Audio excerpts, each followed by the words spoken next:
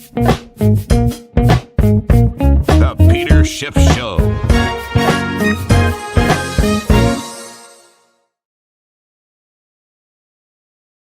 I am doing another live podcast today. It is Friday afternoon. The stock market just closed, and I thought it was important that I go live again. I don't actually have a lot of time. I got a hard out on this podcast at 4:40 Eastern time because I have an interview with Dan Bongino from Fox that we are recording at 4:40. Then I actually have another interview after that. So I wanted to squeeze something in, but also I think that we could be setting ourselves up for a big move in the markets on Monday. And I want to start doing some coverage on Sunday night. So what I'm going to do on Sunday night, after the markets in Asia start trading, I'm going to do a live podcast Q&A on locals again. So if you haven't already signed up for it, you've got the rest of the weekend to get signed up. You could just go to Schiff Radio/premium also to sign up for that special live Sunday night podcast in case we get some big follow through in the markets Sunday night, Monday morning, because I think we really could be setting ourselves up for something big in advance of the decision that the Fed is going to announce next week on interest rates. Now, what is very significant about what just happened is yesterday, after the close, we got the numbers from the Federal Reserve on the balance sheet. And in the most recent week, the balance sheet soared by $300 billion. That wiped out the last 4 months of quantitative tightening. In fact, half of all the quantitative tightening that has taken place over the prior 8 months is now gone. And I think by the end of the next week, the Fed's balance sheet could end up being larger than it was before quantitative tightening started. In other words, we will do enough QE in 2 weeks to eradicate 8 months of quantitative tightening. And if you remember, when the Fed first started its quantitative tightening program, I said it'll never finish. I said that it was going to have to reverse course. In fact, I always said the Fed would go back to quantitative easing before they cut interest rates. And that's what they did. In fact, I said on my podcast on Monday that I believed that quantitative easing had resumed on Monday.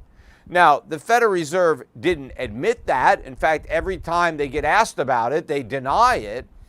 But what they've done is, in effect, quantitative easing. There's no difference. What the Fed is doing is they are taking mortgages and government securities onto their balance sheet and giving the banks cash.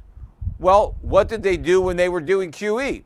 They took government securities and mortgage-backed securities onto their balance sheets and they gave the banks cash, right? I mean, same thing, or they gave the governments cash. They swapped cash for government debt and mortgage-backed securities. Well, that's exactly what they're doing now. So, QE by any other name, is still QE. And so they don't want to admit it, but that's what they're doing. But now that we actually get a look at the Fed's balance sheet, it confirms exactly what I've been saying. And I think the markets are reacting to that. It's kind of like a come to Jesus moment here where people are waking up. That's why the price of gold was up about $60 an ounce today, one of the strongest days in a while. It closed at 1976, still below 2,000, but not for long. I think that gold could open for trading on Monday above $2,000 an ounce. Now, also what's interesting today is that the gold stocks finally woke up. They closed up about 5.5%. Intraday, I think they were up more like 6.5%, so a little bit of profit taking into the close. Gold backed off a little bit off its highs late in the day, but kept the vast majority of its gains. But the Dow Jones was down about 400 on the day. At one point, it was down about 500. NASDAQ down not as much. You know, we still have had some big outperformance on the tech names. So while the Dow was down on the week, the NASDAQ was still positive. So a lot of these money-losing companies are still enjoying some relative strength. I think that is just temporary. I do expect these stocks to be rolling over, but they have rallied. But the interesting thing is that after several days of following the general stock market lower, gold stocks finally followed the price of gold higher and had a very strong day. And I think we finally decoupled. I think that if gold keeps going up, which is what I believe it will, then the gold stocks have a lot of catching up to do. Because given how much gold has already moved up, you know, up better than $100 on the week, gold stocks have a lot of lost ground to make up.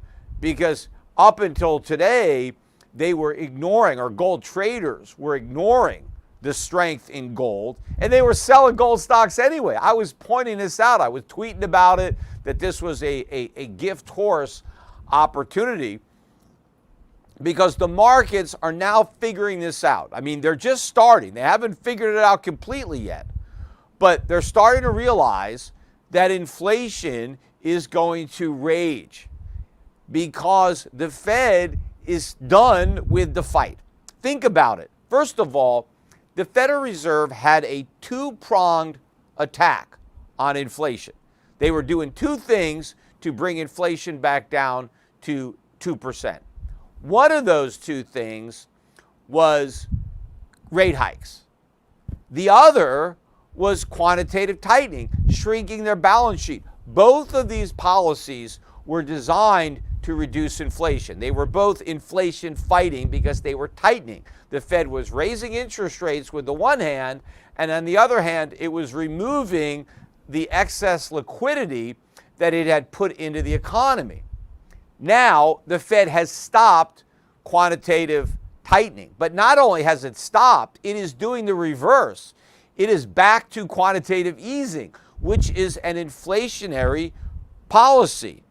And the Fed admitted that, because if quantitative tightening is supposed to reduce inflation, well, then wouldn't the opposite, quantitative easing, increase inflation? Of course it will. So the Fed has already reversed course, and one of its weapons, it's now reversed and it's firing the other way, right? It's now causing inflation with its balance sheet.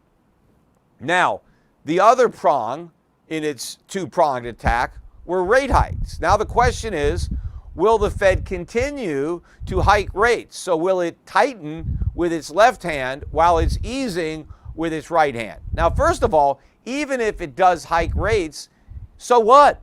Because any impact will be more than negated by the quantitative easing. The quantitative easing is more inflationary than a quarter-point rate hike, which is really the only one that is on the table, even though they kind of bluffed 50 basis points a week or so ago. That seems completely out of the question. But even if they hike by 25 basis points, so what? What they're doing with their balance sheet, it will more than offset that. But why would the Fed even hike 25 basis points? To me, given that they've gone back to quantitative easing, it doesn't make any sense that they would tighten while they're easing. At a minimum, I think they will pause where they are. Now, in theory, they could cut, but I think that would be too much of a shock for the markets. The Fed typically doesn't do that. I mean, I wouldn't completely rule it out, but that is not how they behaved. But I think what they will be able to do is justify nothing. Most people still expect the Fed to hike 25 basis points. But to me, again, that makes no sense given that they've already started QE. Plus, if they raise interest rates, they will put more downward pressure on longer-term bonds and mortgage-backed securities the very ones that the banks are loaded up with and that they're now swapping with the Federal Reserve. So if the Fed hikes rates, it's going to worsen the banking crisis that already exists and force it to do even more QE. So why would it want to do that? I think the Fed would want to stop that, to not put any additional pressure on a situation that already has a lot of pressure. So it makes more sense to me that the Fed will come back and say, we're pausing given all this data. After all, we said we were data dependent, and we are. They can point to the big drop in oil prices and say, hey, that shows that inflationary pressures are easing. They can talk about the impact that the banking failures could have on the economy and consumer confidence. So there's a lot of data that they can point to try to save face and not hike rates. I think the risk that the Fed takes, if they in fact hike rates, is what if things get a lot worse and then they have to cut them? Because the bond market is already pricing in cuts, by the summer. So why would the Fed hike rates 25 basis points and then turn around and cut them by 50 basis points or 75 basis points? Wouldn't they look really foolish if they put in one more hike and then went from a hike to a cut? I think they would save face somewhat, although they shouldn't be saving anything. I mean, they should have no credibility. But I think it makes more sense for the Fed to go to a pause before a cut than to go hike and cut, because hike and then cut makes them look even more incompetent. At least if they pause and then cut, they can say, see, we did the right thing by pausing. But if they hike and then cut, well, then it's an admission that they never should have hiked in the first place, right? So to save that little bit of credibility, I think next week the Fed is going to do nothing, which amounts to another ease. They've already gone to quantitative easing from quantitative tightening, and they're about to go from hiking rates to a pause, which is another ease, and which is merely a prelude to a cut. So now the tightening cycle is over for the precise reasons I always said it would end. The Fed was going to tighten until they broke something, and they broke the banks, which is what I've been saying. I've been saying all along, there is no way the Fed can fight inflation without creating a financial crisis, and that's what they've done. And if they keep fighting inflation, this financial crisis will be much worse than 2008, and nobody can be bailed out, because you can't have bailouts and an inflation fight at the same time, because the bailouts are paid for by creating inflation. They have to expand the balance sheet to bail anybody out, because the government doesn't have any money. The government is broke. The government is running massive deficits, and in fact, the Fed is broke. The Fed is losing money. So nobody can be bailed out without the creation of additional inflation. That's how I knew we were going to end up in the precise predicament that we're now in. The fact that so many other so-called experts couldn't see this, despite the fact that it was obvious, just shows you that they're not experts at all. They don't know what they're talking about. And the fact that we haven't had a crisis in the last 10 years isn't because these guys were right. It's because so many of them were wrong that we were able to kick the can down the road for as many years as we have. But there's no more road. There's no more can kicking. This is This is the real crash. This is what I've been forecasting and positioning my clients for over a decade. We're finally going to have to deal with the inflationary consequences of the monetary policy mistakes. We caught a break in a way, although the extra time just enabled us to make the problem worse. But we should have had a currency crisis and a runaway inflation a decade ago in response to QE1, QE2, but we didn't.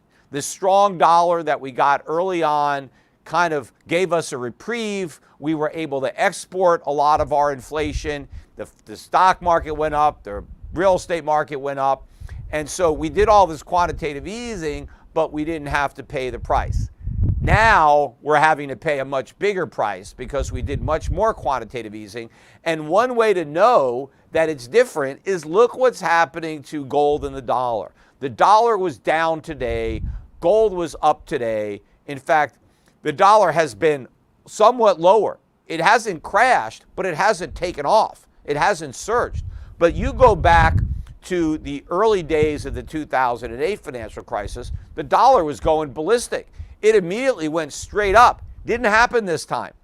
Gold started to sell off in the 08 financial crisis. Not this time. Gold is going in the other direction. So this is different. And there's two reasons for that. One, when the financial crisis started in 2008, gold was at 1,000. It had gone up from under 300 in 2001 to 1,000. So it had a huge move up. It was due for a correction. Everybody was long gold because it had this big run. The dollar index was down at near 70, all-time record low in the summer of 2008. So everybody was short the dollar. And so when the crisis happened, people covered those dollar shorts. They took profits on their gold. And so we had these moves. But now, fast forward 15 years to 2023, you don't have a lot of people long gold. Gold's had a 10-year consolidation. Gold is still below its peak from 2011. Silver is way below its peak. It got up to $50 an ounce in 2011. It's 20 now. So you don't have that situation. So people are more likely to rush into gold and silver than take profits on gold and silver. And where's the dollar index? It's above 100. It's around 104. It's nowhere near 70. So everybody owns the dollar. It's a crowded trade. So now it's going to be the reverse. It's going to be sell dollars, buy gold and silver. But also now we're going to get the inflation we should have got a decade ago, only worse. Because look where we're starting. The Federal Reserve has not only ended its tightening cycle, it's already began an easing cycle. This is the new easing cycle. The balance sheet is going to explode to new highs. Soon it's going to be above 9 trillion. I think it'll end the year well above 10 trillion. We could be above 10 trillion by next month, right? So we're doing massive quantitative easing. We haven't had rate cuts yet, but there's certainly no more hikes, or at most one more tiny hike if we even get that, but I doubt we will, and we may get some cuts.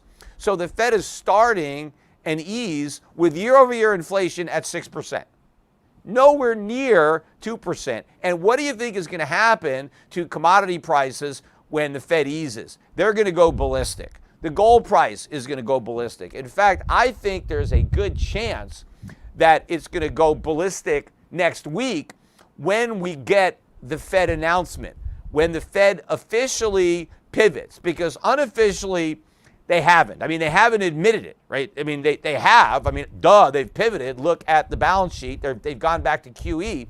But they may actually admit that they've pivoted by a pause. And it's even possible we get a cut.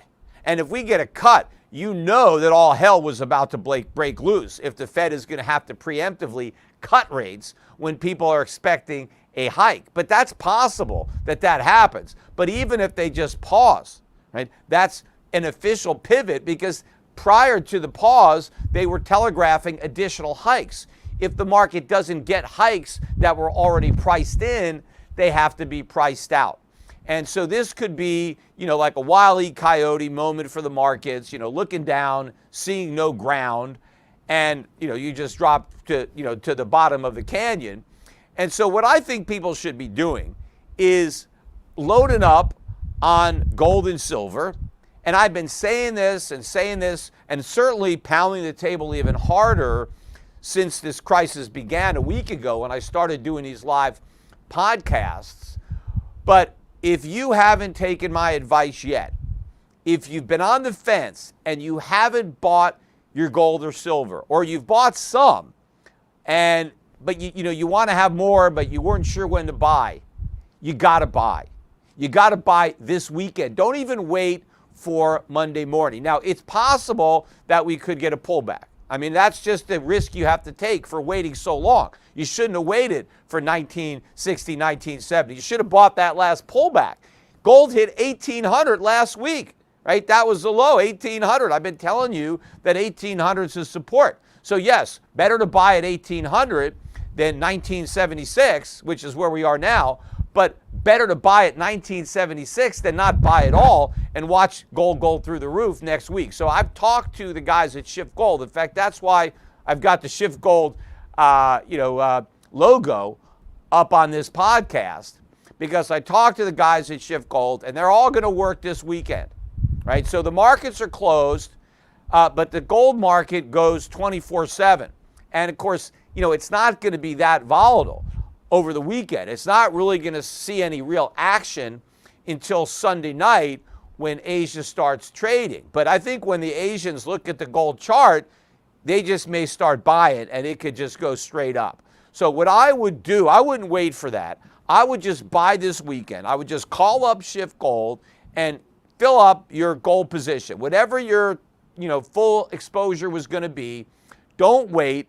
Just top your position up or start a position if you don't already have one, and just buy on tonight, buy Friday night, buy Saturday. You have all day Saturday, then you got Sunday morning to buy, and at least lock up the coins, because I have a feeling there's going to be such a surge in buying that by next week we could have shortages of the coins. You won't be able to get them, or you could buy them, but you may wait months to get delivery, because the whole world is starting to wake up to this banking crisis. I was watching a Senate hearing, or Congress, I don't know which one it was, the House or the Senate, but Janet Yellen was being questioned. And there was a guy, a representative or a senator from Oklahoma, I'm pretty sure that was the state, and he cornered Janet Yellen, and he said, Madam Secretary, does this mean that all the banks in Oklahoma, if they fail, that everybody's account is protected 100%? So if I have a constituent, with $5 million in the bank, can he rest assured that if his bank fails, his account is going to be protected? And Janet Yellen said, no, he doesn't have that insurance. The only banks that have that assurance are these too big to fail banks, or in the case of Silicon Valley Bank or Signature Bank, the reason they got the guarantee, according to Janet Yellen, is that a supermajority of the members of the FOMC and her, the Treasury Secretary, got together and they all agreed that this was a special situation, that had they failed to cover 100% of the deposits of these giant corporations or extra wealthy individuals, right? Had they let these companies lose money, it would have been a systemic threat to the country, which is a lie. I mean, it would have been bad, but we don't have to bail out all these rich people to save everybody else. We should have let them lose some money. But Janet Yellen admitted that, look, these big banks with these big customers, we decided to extend this extra benefit to them.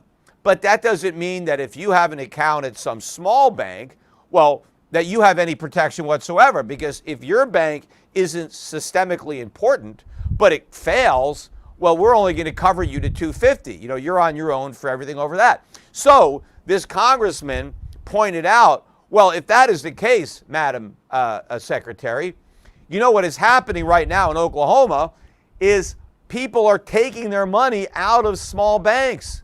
They don't want to risk having their money there. Now, if they have under $250, okay, that's covered. But small businesses or wealthier individuals that were doing business with these smaller banks, that actually could be sound. They could be much sounder than some of these gigantic banks that are now too big to fail or systemically important, right?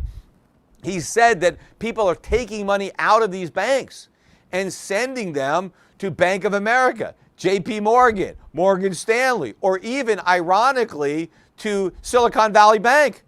Silicon Valley Bank is actually advertising. I saw on Twitter an ad campaign. They're actually encouraging people to transfer money to the new Silicon Valley Bank that is run by the U.S. government, because it's one of the only banks where you are guaranteed not to lose money.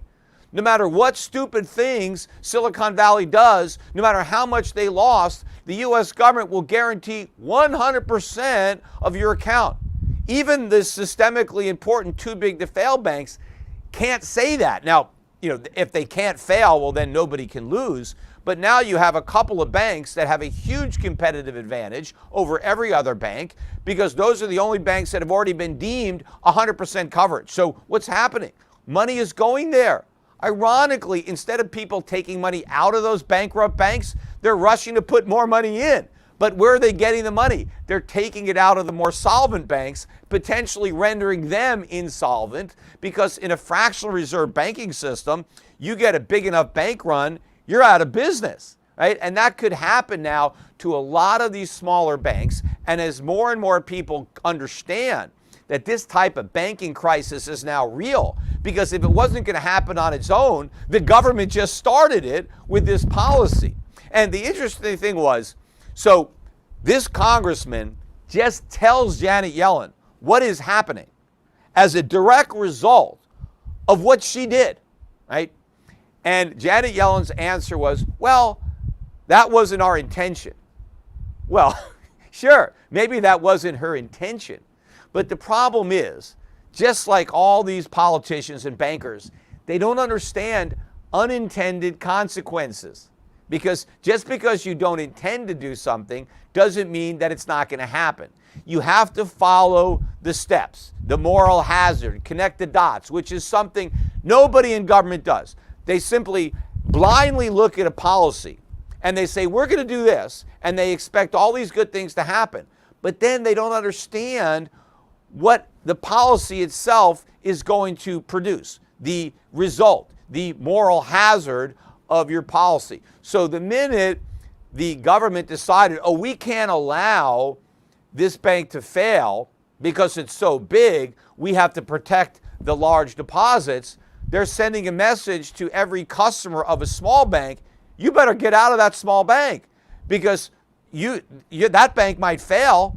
It's probably loaded up with treasuries and mortgage-backed securities, just like Silicon Valley Bank was. But if you're in some little, bank, you're on your own. Who the hell wants to be there? How can these banks survive? So now, what does the government have to do? Right? Well, they have to, two wrongs make a right. What the government has to do is now they have to explicitly extend that coverage to every bank.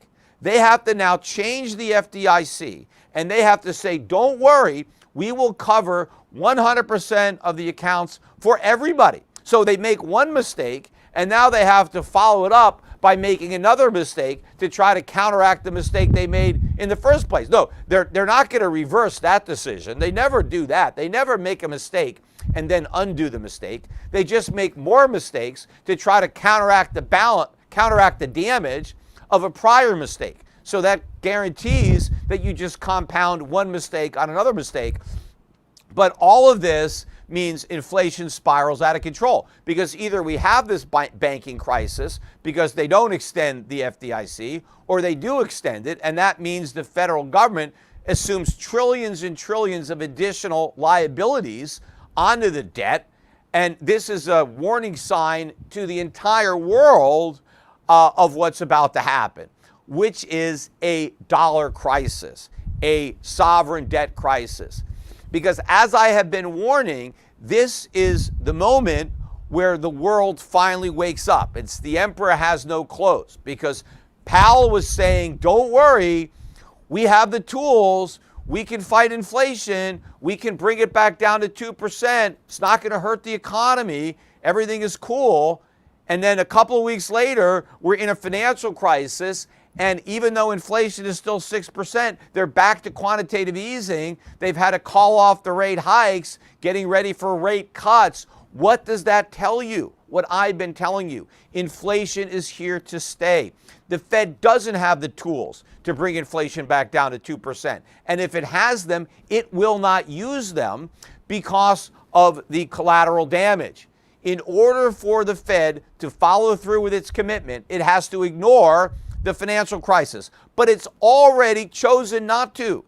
It's already showed its cards. It backed this bank bailout. It expanded its balance sheet. It went from doing quantitative tightening to quantitative easing without an announcement, nothing. They just went and did it.